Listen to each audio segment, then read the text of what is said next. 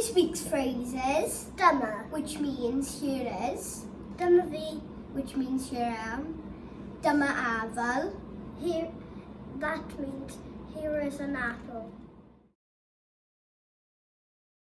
This week's phrase is Ga I gwelwch, which means can I have please? Ga I pencil gwelwch, which means can I have a pencil please? Ga I fynd I tŷ bath ysgol, which means can I go to the toilet please? The phrase of the week is Sut wyt ti'n teimlo? which means how are you feeling? Sut wyt ti'n teimlo? Dwi'n fendigedig achos dwi'n hoffi siarad Cymraeg.